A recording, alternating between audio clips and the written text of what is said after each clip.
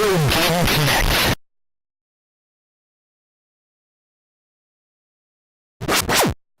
Hello and welcome to Retro Game Connect. I'm Dan Mastriani. I'm Ian Butterfield. And on today's episode, na na na na na na na na na Katamari Damacy for PS2. Okay then. Yeah, the music is the great in this game. I love it. Never played it before. Yeah, we're gonna check it out. It is excitingly bizarre. This game does not care. It does not care at all. Awesome. Yes, because this game was created by an interesting man named Keita Takahashi. Takahashi studied sculpture at Musashino Art University. So he was really originally a sculpture student, right? He was talked about how for the first 2 years he basically had to learn the basics of sculpture, but after that he was able to do whatever he wanted as long as he could explain how it was useful to his instructors.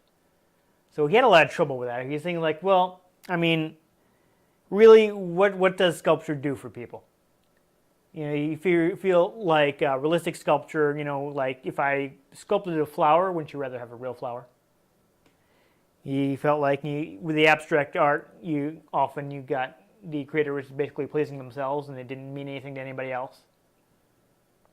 So, you know, they weren't really connecting with people with abstract. So he was like, well, how is the sculpture useful? So what he came up with was, you know, I can create things that make people smile. And that's the way that these can be useful to society.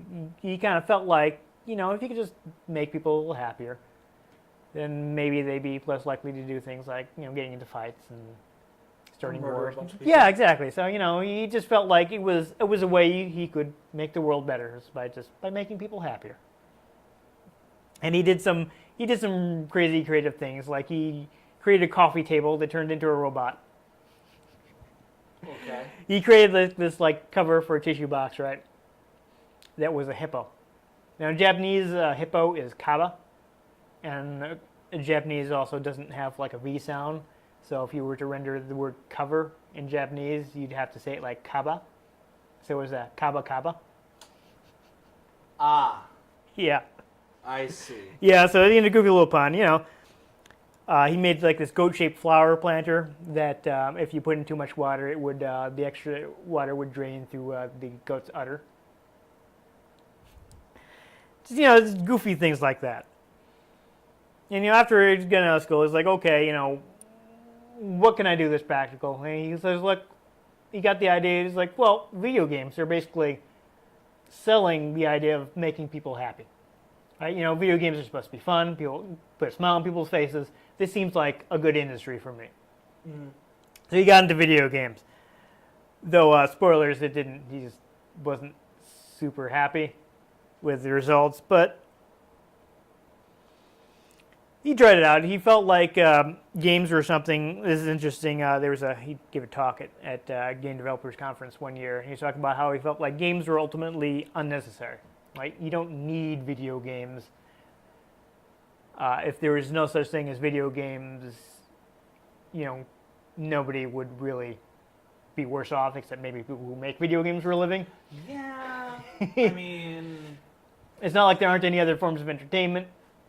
I think is True. where he's getting at with that. He feels like, you know, if they just up and disappeared one day, they just eventually people would forget that there were ever video games, and it is still a fairly young industry. I mean, I could see his point, and at this point, it hasn't made that kind of cultural impact that there'd be this gaping hole where nobody.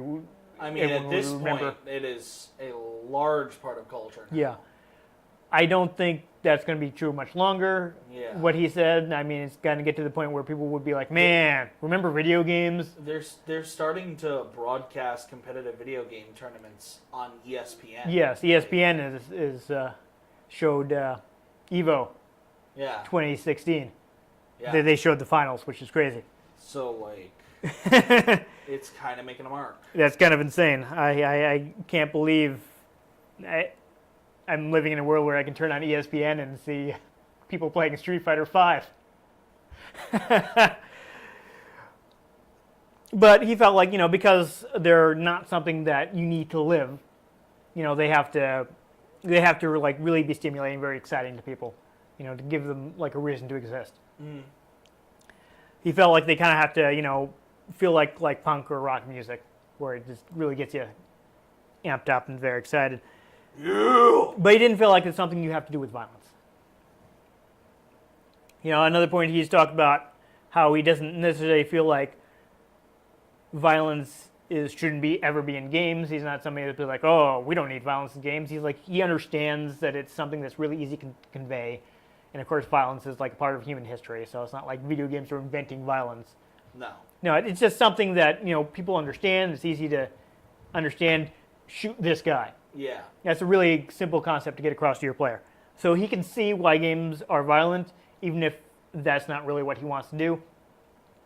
And, he felt like there were a lot of games like that, which is why he wanted to go in a different direction. And he felt like it'd be boring if everything was the same. Though he's talking about how he actually feels like kids should play outside more.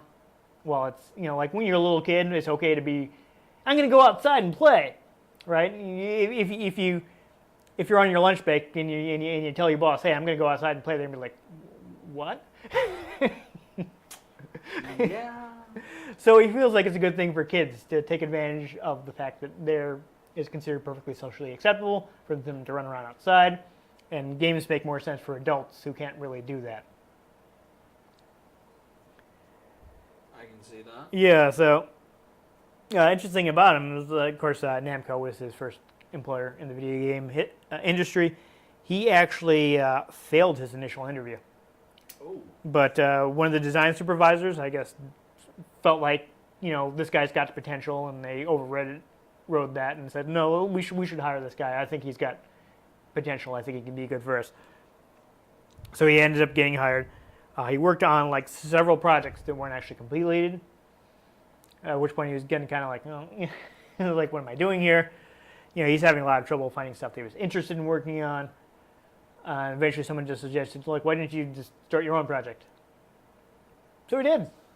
Start my own project. Yeah. Jack and hookers. No, let's not get into that joke. This is very family. Anyhow, so he actually, the first thing he proposed was like kind of a driving game. It would actually feature some of the characters that would eventually show up in Katamari. But basically, they were be driving around a city, and it's weird. Like you have this little kid, and your little tiny prince character could like put a steering wheel in there and drive the kid who was driving the car. And it was basically they drive around and try to wreck up the city. And that proposal was actually rejected, for which he was actually thankful, because he's like, you know what, I think what I did was better. So that was a good call. It's funny. I saw I found like a postmortem he done in the game. He was talking about when he joined Namco, he wasn't really familiar with computers. He didn't even own a PlayStation. Yeah, so this is kind of, I thought it's important to mention that you can see how unconventional this game is. We'll see when we're playing. This has very unconventional design, and it probably has a big thing to do with this guy's not a gamer. He doesn't really think about them the same way as people who grew up with games. Completely different. Yeah, so he was actually he was able to create a prototype of the game, which is part of how he was able to get it approved. Namco sponsors a game design academy, and part of the process is like for their final, they'll have Namco employees are going to provide you with a design, and they're going to handle the programming, and you guys will take care of like object modeling or what have you. And this case, he had the design, which was like Katamari, and Namco was handling like programming and stuff, and he had a bunch of stuff was modeled from by the students, and that's how he was able to have something to present to his bosses and like, this is my idea. And he got approved. And started working on the full game. He said he has like no real inspiration for it. It's not like he walked out and saw somebody rolling a ball and was like, there wasn't a moment like that for him. It's just something. He was just watching Raiders of the Lost Ark, and he was like, Man, what if that ball was picking stuff up? Yeah, right. But he just felt like games at that time were lacking originality. You wanted to do something you could only do in a game. Something that you know crazy and different. So he'd also felt like games had gotten too complicated. Right? There are a lot of things that were assumed that you have to have in a game. Like you have to have, this much information on the screen, and you have to have these and that rules, and so they wanted to just try and strip it down. Like, what do you really need in the game? Like, we don't need all these complications. We don't need all these extra rules. Solid Let's mechanics yeah. and entertaining gameplay. Make it simple. So, Stupid. didn't want to have a lot of buttons you have to keep track of. Didn't want to have to. He was talking about how people nowadays take advantage, or rather take for granted, that you can pick up a video game controller and move your character around. Right? It's such a simple thing, and people are like, well, of course you can. This video games, but he still kind of feels like it's like a minor miracle that you can just pick up this little plastic controller and you press the key and your character's moving around. He wanted to get back to that. Interesting. Yeah, and he didn't feel like there was you need to add a lot of extra stuff to that. So try to strip it down. Another thing is mentioning that sense of scale was important. And now you said you haven't played Katamari before. In Katamari, you start out picking up like really small things, and as the game goes on, you're picking up bigger and bigger objects.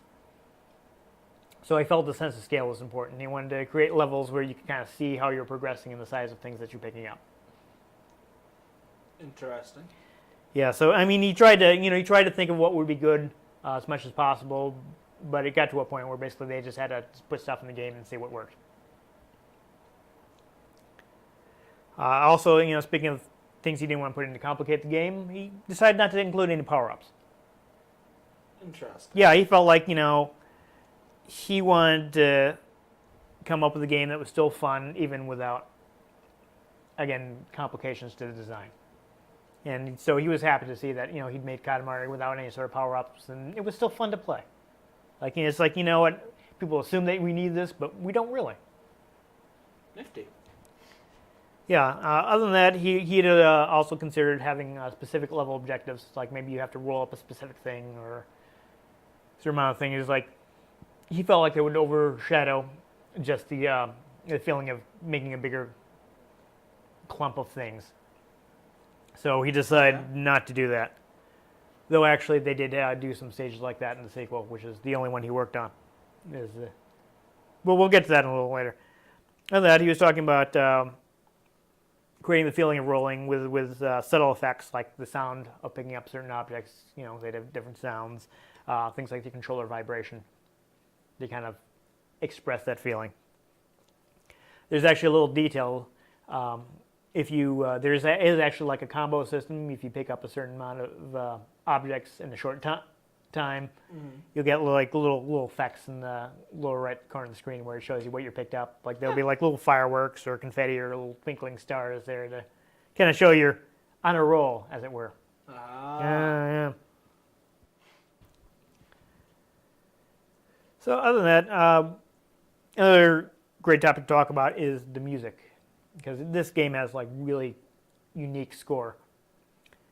He was talking about how he was tired of like the standard tense boss battle theme, and this game doesn't have like bosses or anything like that anyway. So I was like, we don't need that.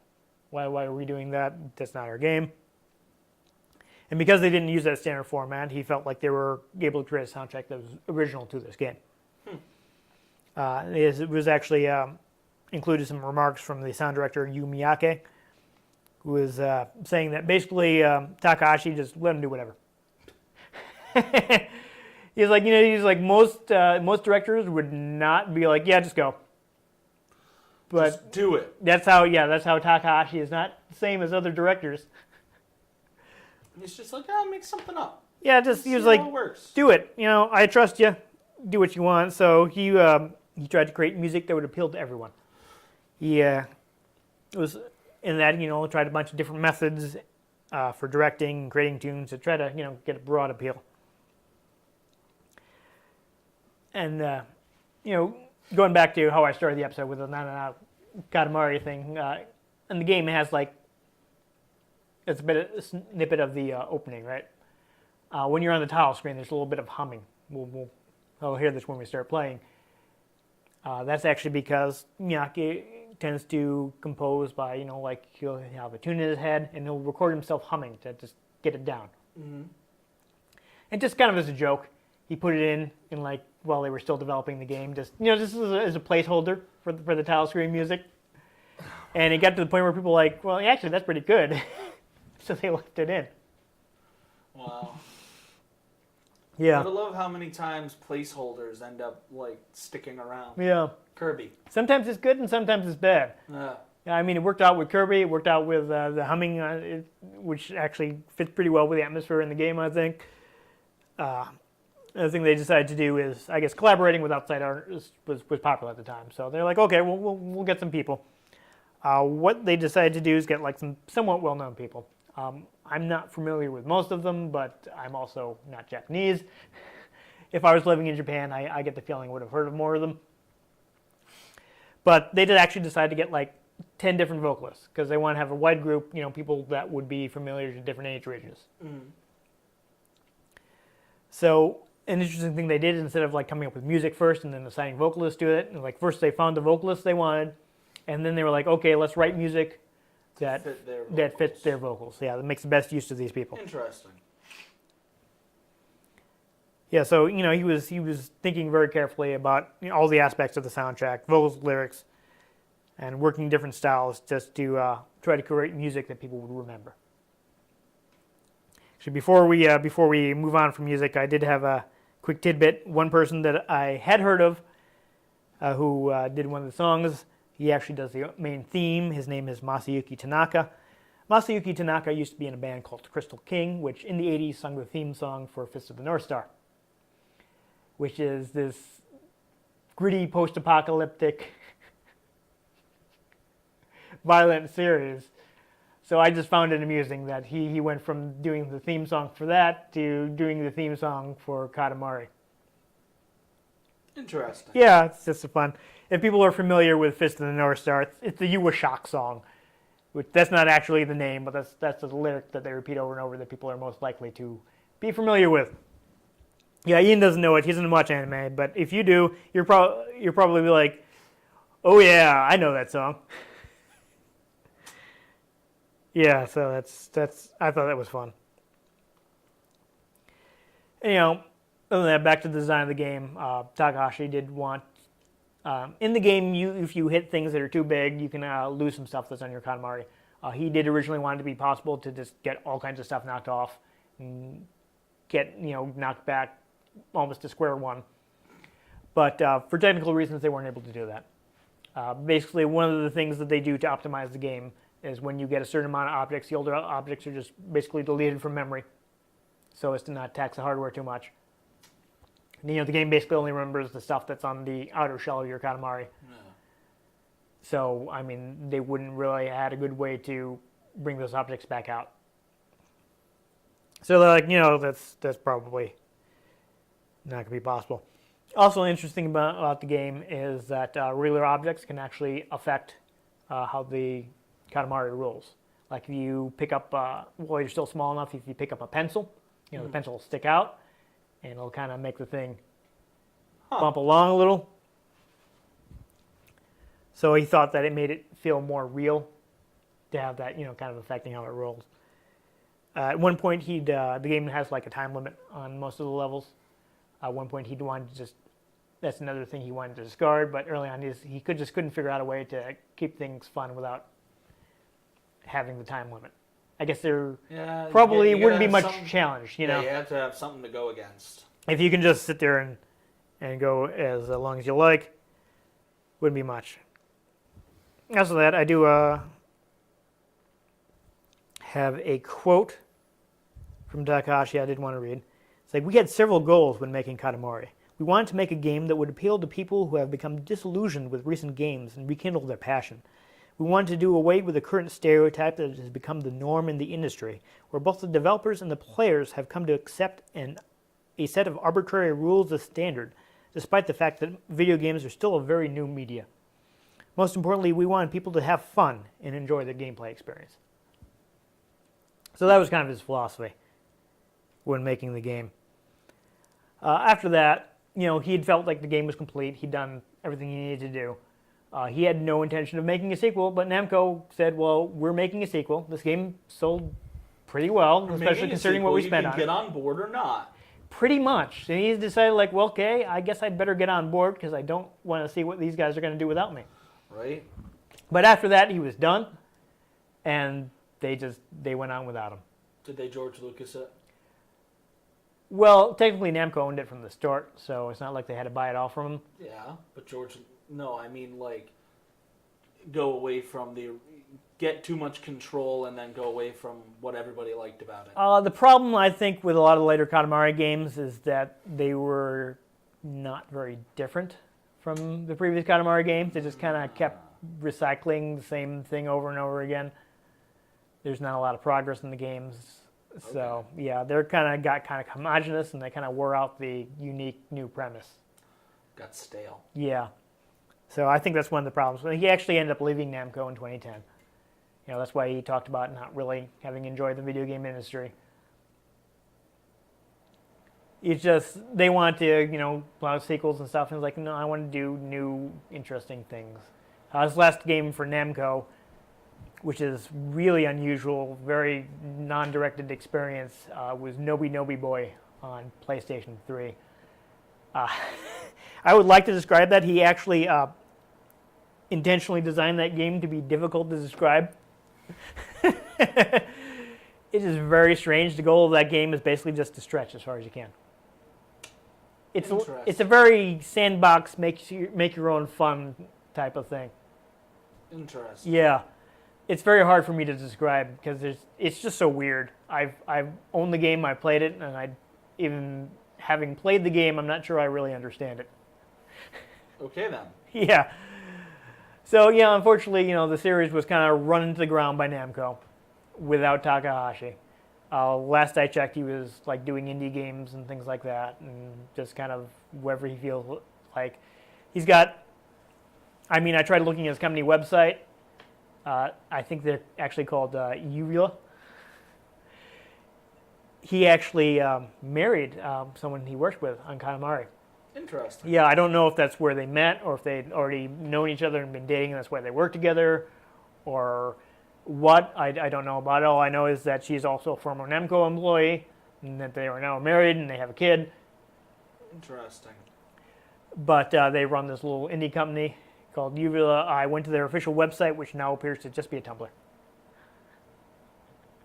It's just a Tumblr with like random stuff that they post, and it's literally, I know it's a Tumblr because all the follow blog and that popped up when I went there, and there used to be pictures of his old stuff, but I couldn't find it now because there aren't any subsections with about the company and things like that. So I wasn't able to really find out what is going on. The tags? I don't know how to tumble that well. You gotta search the tags, man. I guess I don't know. I'm sorry. I think I'm too old for Tumblr. I don't know what the kids do on the Tumblr. I mean, I mostly just reblog Star Wars and Pokemon stuff. Yeah. I follow a few things that I think are interesting, and I mostly don't use it except to advertise the show. Oh, I'm sorry. I don't really get Tumblr. I tried. I couldn't figure it out. It's a weird place. Yeah. I think it's made for younger people than me. But here's something I think anybody can appreciate is Katamari, so let's go ahead and play it.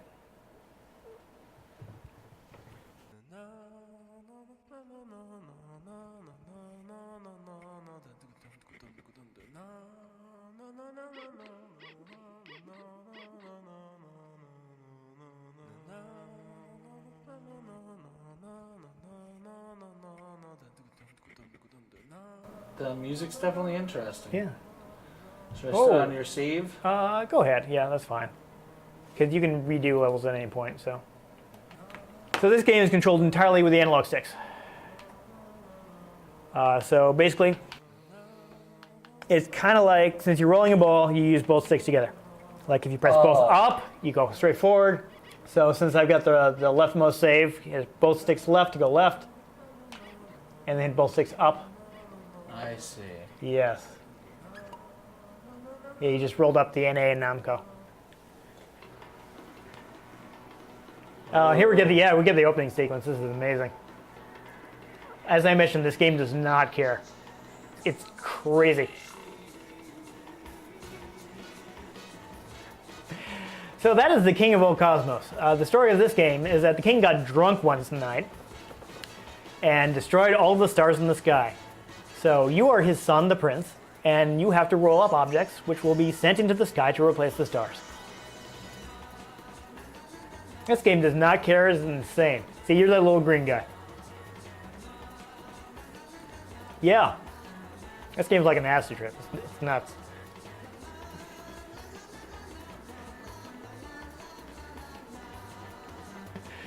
You're just having trouble processing this, aren't you? I'm too tired for this.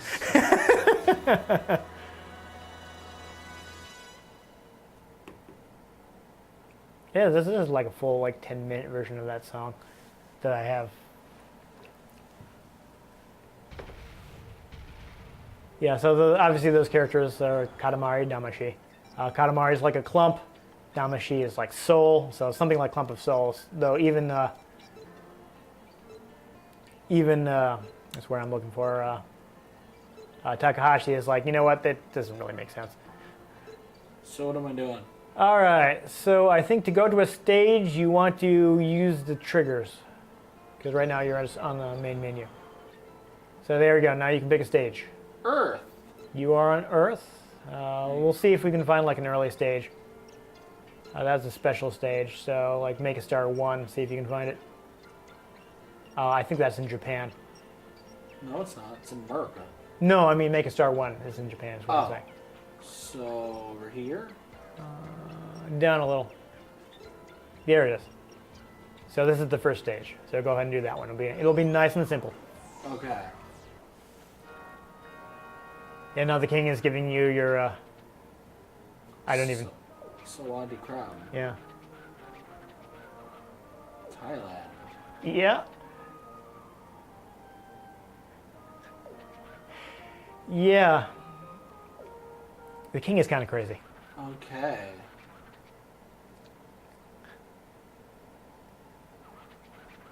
Yeah, I got that little crown, which is, I think, something you can pick up later in the game. So this is your first stage. Everything's very tiny. You can see you're picking up thumbtacks and things like that.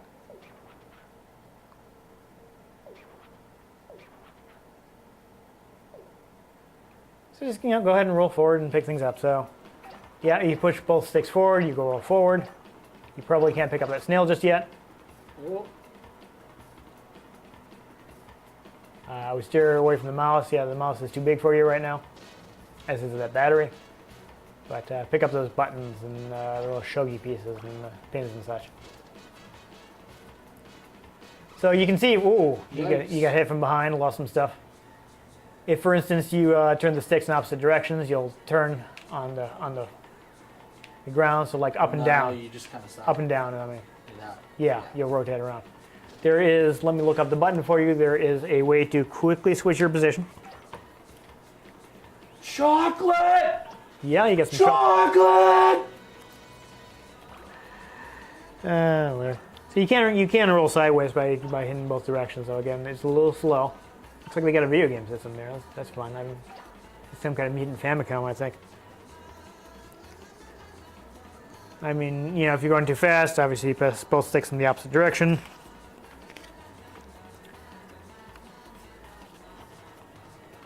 You can do, there you go, yeah, if you hit the L3 and R3, you can jump over the Katamari to go the opposite direction immediately.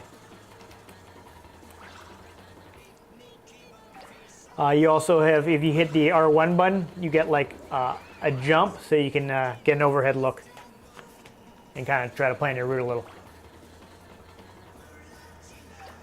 And there you go, so you can see now you're already starting to pick up some bigger stuff. I don't think you can get the mouse just yet. But you're getting closer to that. Nope, not the staplers just yet. You see though, it's shaking. That means you're close.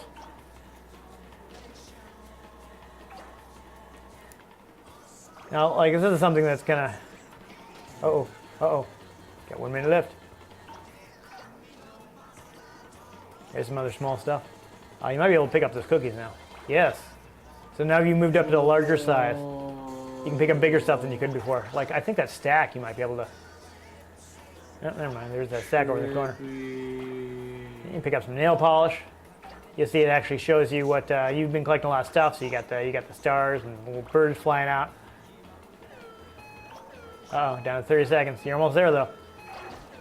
Oh, you pick up a little mandarin orange. No, well, it doesn't look like you can get the stapler just yet. Oh, but you got the just in time. Your Katamari is as big as 28 compasses. Okay. Okay, so you're not out of time yet, so you can keep going, but you have passed the level. You've made it big enough. So everything now is like bonus.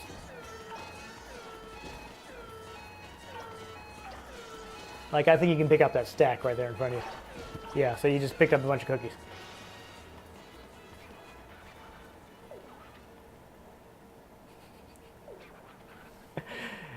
Yeah, he's kind of dismissive of his son. I guess. Yeah. Yikes. Alright, now let's do some crazy crap. Alright.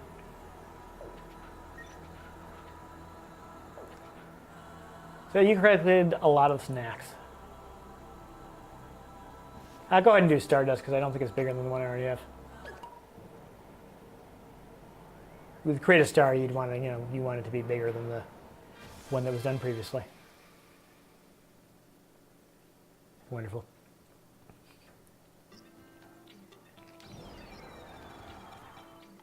Oh yeah, so here's where you can get alternate playable characters Interesting. that I have unlocked. Some of them you have to find in the stages. Yeah, there are some special ones. Like I think you have to roll up a lot of bears to do the Ursa Major one. Cancer, you got to roll up a lot of crabs. I mean, if you want to go to the bigger trial, one of the bigger ones, I don't know if you'll be able to beat it since you're not that familiar with the game, but you'll be able to roll up some bigger objects if you'd like to try that. Like, actually, it looks like I haven't done Megastar 7 yet. So, give it a shot. Let's see if I break it. Yes. The worst that can happen is... Dzień dobry. Yeah, What? I guess that's Polish. There were a lot of vowels in there, though. Yeah. Maybe, I don't know. So there's a present here. So if you roll up the present and complete the stage, you get to you unlock something. Interesting. There's objects, maps, hopes, dreams. Narwhals. Yeah. All right, so you got to get it to 6 meters. So we got 10 minutes. You ready?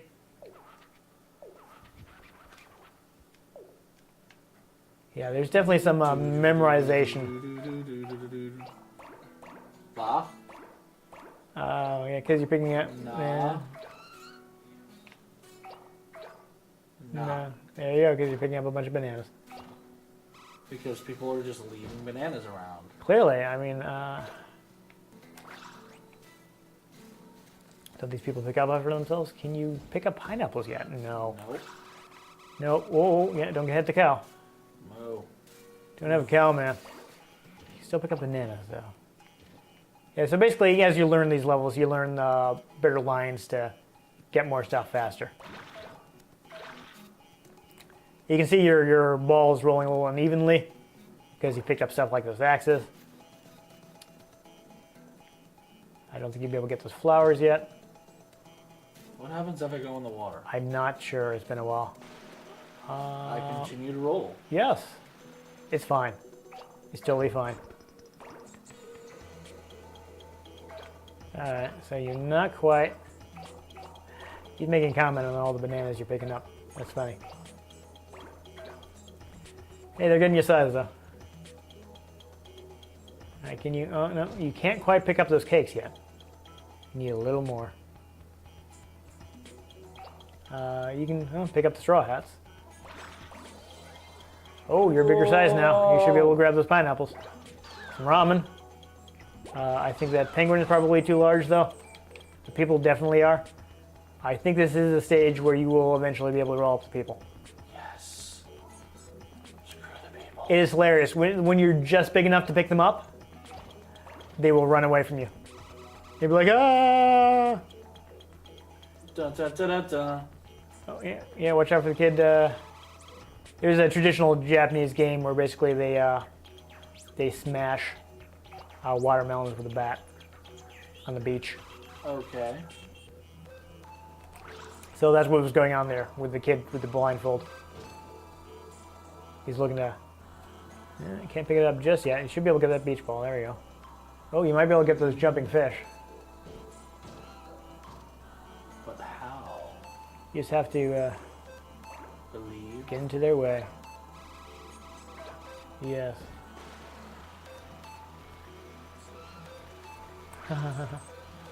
Oh, yeah. Oh, you gotta watch out for the kid, though. Yeah, you got a striped fish. Nice. I love how he's got a snorkel on while you're underwater. Yeah. Nice detail. That's fine. Oh, whatever. Good with There's a pineapple. human riding that cow Sure. Why wouldn't there be? in a very awkward manner. Why is it telling you to look out for them? Because you're by the bear guy that's too big for you. So if you turn, there's a row of axes. I don't think you can pick these up yet. No, but I picked up a balloon. You did. Good work. Yeah. Penguins are also still too large. Well, I was trying to tell you, I don't think you can get that campfire just yet. You might be able to... Humans in this are creepy. Yeah, everything's got this weird, like, abstract design. Oh, I did a thing. You got bigger. Oh my god. You are now 1 meter. What does that mean? It means you can pick up bigger stuff. Not quite humans yet. Yeah, you might be able to pick up the penguins.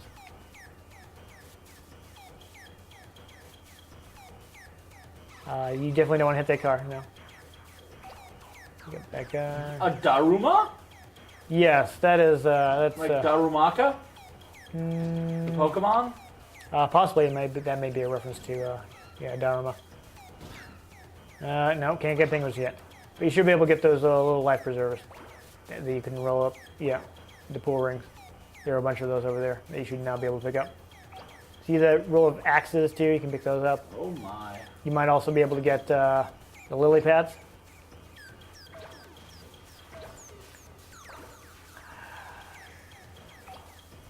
Bananas. Oh, you lost some stuff. No, I guess the lily pads are still too big. That's disappointing. But if you get big enough, you'll eventually be able to pick up those, those concrete things right there. Get some drink crates. Why not? Why not, I say.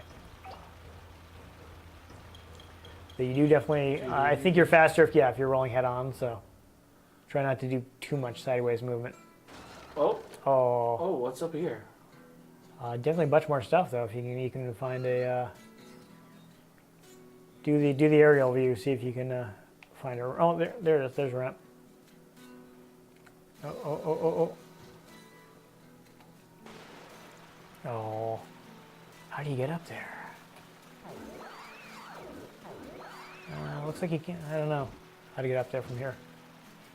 Can't get that from here. All right, just find some other stuff. Grab some fish. I think the fish will be good for you. Get some of that protein, brain food. Can you get a penguin yet? Oh, you're close. You're close, though. You can probably get that little, get the firewood. Barrel? Barrel, no. You might be able to pick up the fire, though. It'd be hot. Oh, you can get the sunflowers. Roll up all those sunflowers. There we go. See if you can charge straight through them. It's probably faster to do it that way. Probably. Oh, your Katamari has become super awkward.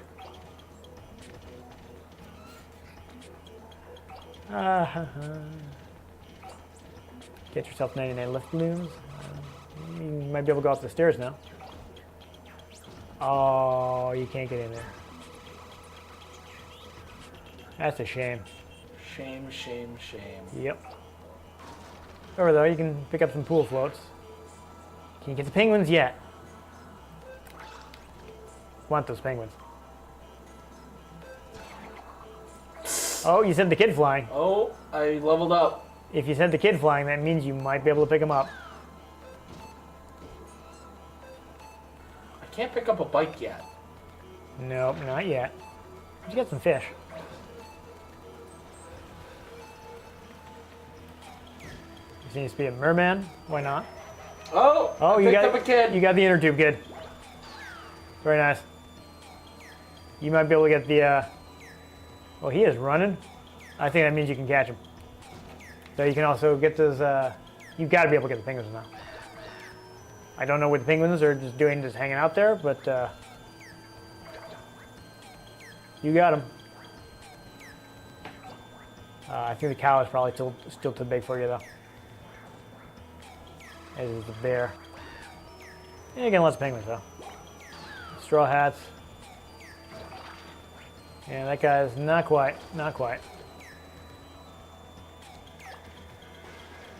Get the lily pad yet? No, probably not. You might be able to get those concrete. There you go. Oh my. Oh dear.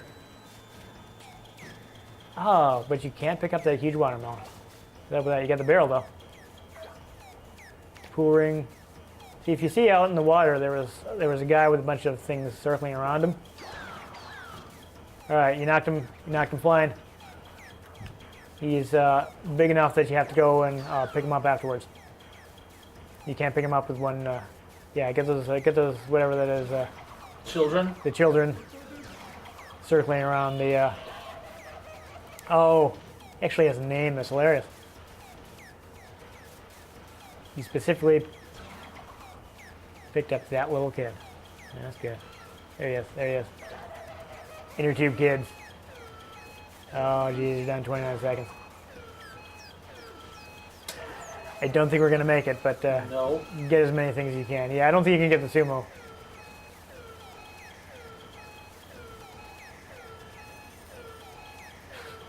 All right, you know what? Yeah. Don't worry about it. Pick up something else before, yeah. Oh, still can't get that. That's a shame. I think eventually, yeah. Just clip through the wall. Awkward. If you had been efficient enough, you might have been able to get big enough to pick up those gates, at which point you could go up there. Yikes.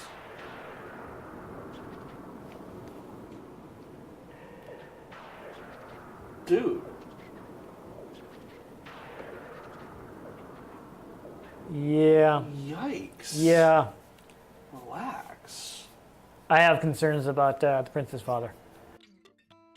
But there you go. I think that's a pretty good look at Katamari. All right, there's also a two-player mode to that. I totally forgot about it. It's not really anything to write home about. And you're in little tiny arenas, and it's not that fun. But you can see the main game. I think you got a pretty good idea what the.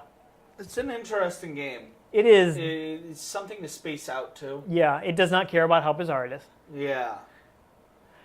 Which makes it all the more amazing that it was released in the US because it's just so weird. Yeah. It was. I could see having fun with that, just kind of spacing out to it. I liked it a lot. It's just, I think Takahashi definitely succeeded in making something really different. That he did. There's nothing like Katamari except for Katamari. That there is not. So the whole thing is crazy. It definitely rewards familiarity with levels. As you know, you play the levels over and over. You're like, okay, if I go in this route, I can pick up all this stuff and I can do it faster. Yeah. So you basically do the levels over and get more efficient. There'll be different levels set in the same area, so you start to kind of learn it. Essentially, like you remember the first level we played where you're in the house. Yep. Eventually, you're in the house, but you're picking up larger objects. So you see the stuff you were picking up, and now it's tiny, and you're picking up like the table that you were rolling around on top of before. So that's one of the ways he creates scale. And I think by the end of the game, you're like picking up continents. It's just ridiculous. You're basically ransacking the earth to fix things. Yeah. The game is just, I feel I'm probably repeating myself, but it's just off kilter and weird. People can probably tell by watching the video. It's a very strange game, which is kind of refreshing, really, that people weren't afraid to just do something insane. Weird. I'd like to see more of that nowadays, where everything is very high budget, focus tested stuff. I wish more studios would do smaller games. But there's such a go big or go home mentality now. Yeah, there's such a go big or go home mentality. Heck, I've even been playing the new Lego Star Wars, and they go with the wacky. Yeah, they don't care. That's fun. Lego don't give a damn. I like what the guys that develop Saints Row. What's Volition their publisher, or is it the developer? I don't know, but they do the same kind of. Yeah, they're willing to be crazy. Yeah, so I like that. They're like, oh, want a gun that shoots people with chum, and then a shark comes out of the sky and eats them? Okay, let's do that. Yeah, step gun, why not? Yeah, Sure. kill them with the wubs. Yeah, I could use a little more of that, and I think everybody could use a little more. That's why I'm willing to play Saints Row, even though I do not care at all about Grand Theft Auto. They're completely different at this point. Yeah, Grand Theft Auto is like, take itself like really seriously now, and honestly, the ones I played the older ones, and the control was never that good, and it's like, the games got really frustrating, and then I'm playing Saints Row, and like, this is crazy and ridiculous, and I'm having a lot more fun. Saints Row 4 is all a computer simulation. Yeah, so you can do whatever. Exactly, you have superpowers. I think that's why they're not. They decided to sidestep and do Agents of Mayhem next.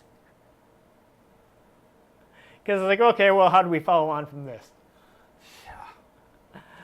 But anyhow, that has nothing to do with Katamari and how crazy it is. I think it's a lot of fun to play. The first or second one are probably the best, but if you've never played a Katamari, you can probably get away with playing one of the later ones because you won't notice how rehashed it is. Yeah, probably. I mean, there's one on PS3 that's basically just Katamari greatest hits. It brings back levels. Interesting. Yeah, from previous games and kind of, presents it as like, here are the best levels from Katamari's past. Huh. And if you've been playing it all along, you'd be like, there's nothing new here. But if you haven't played it before, it may be fine for you. Yeah. It does play a little better on PlayStation because of the way the controller's set up with the parallel sticks. Yeah. I have like beautiful Katamari on 360, and it's a little weird since the left stick is offset from the right stick. So I can see that. So it's a little awkward to play. But it is a fun series, and even if like the ones with the most creative spark were the first two. Yeah. So if you can pick those up on PS2, they're definitely worth playing. It's just not afraid to be a game that's weird, bright colors and absurd storyline and wacky goals and definitely just have fun. Definitely a lot different than playing like the Medal of Honor games on the PlayStation. Yes. A lot more serious. Yes. I think you're on like super serious Medal of Honor, as non-serious as possible. Katamari. Basically. So if you're looking for a little not so serious game in your life, I think Katamari is a good check. Yes. A good pick. There you go. Anyhow, if you enjoyed us rolling around and picking up whatever we find, make sure you give this episode a like. If you'd like to catch future episodes, in which the goals are probably a little more straightforward, make sure you subscribe to our channel. I've been Dan Mastriani. You can catch me on Twitter at NewTypeCola. I'm Ian Butterfield. You can find me on Twitter at IanG Butterfield. You can find the show at RetroGameCNCT. You can find us on Facebook, facebook.com/RetroGameConnect, and RetroGameConnect.tumblr.com. Let us know what you thought of the games we played. Let us know if there are any games you'd like us to play. If we can get our hands on them, well, we might just play them. It could happen. It's happened before. It may happen again. But most importantly, make sure you join us next time on Retro Game Connect.